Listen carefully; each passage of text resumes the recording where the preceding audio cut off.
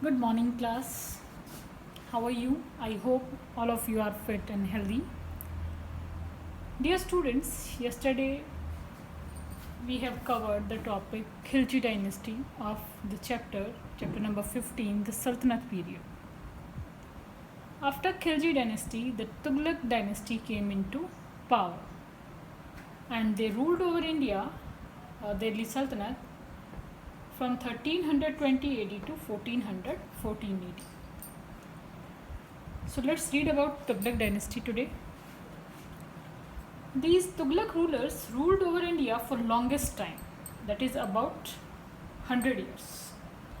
This is the longest time for any dynasty to be ruled. And this dynasty was founded by Ghiyasuddin Tughlaq. Ghiyasuddin Tughlaq was the same ruler who killed the last Khilji ruler, Khusrau Malik, and declared himself as the new sultan.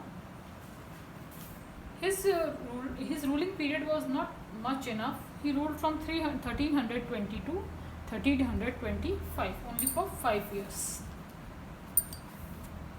But he put down the rebellions and strengthened the Sultanate by restoring peace and order in the Sultanate.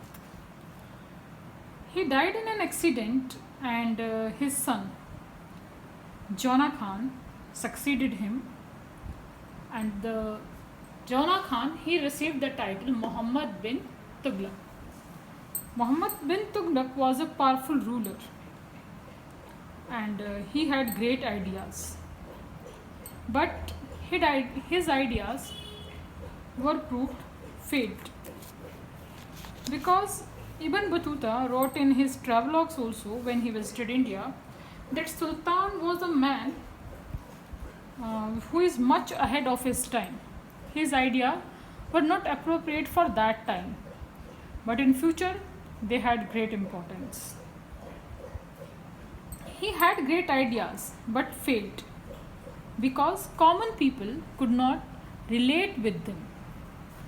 His great ideas were become failed because common peoples, they were not able to relate themselves with that ideas.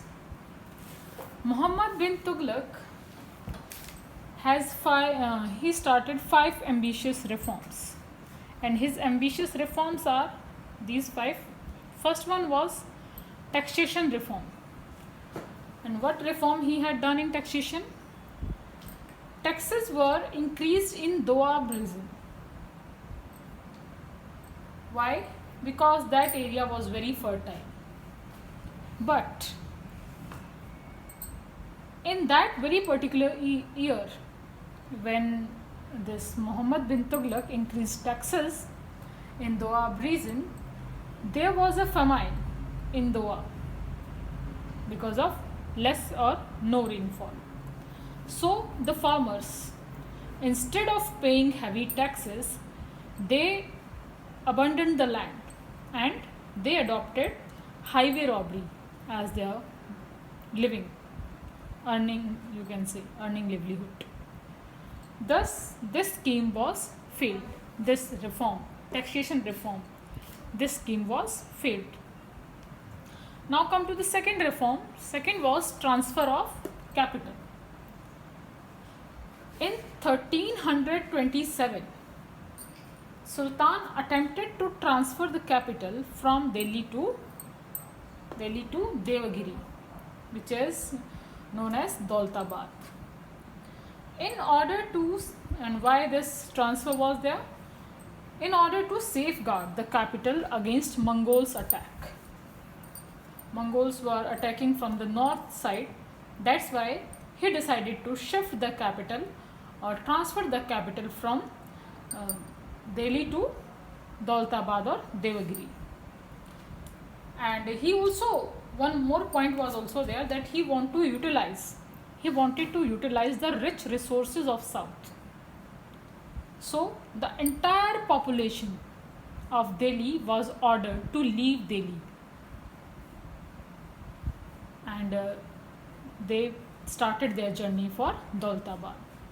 But this scheme of Sultan also failed when he realized that it is impossible to protect the empire's border from Deccan, and the entire population was then again ordered to return to Delhi.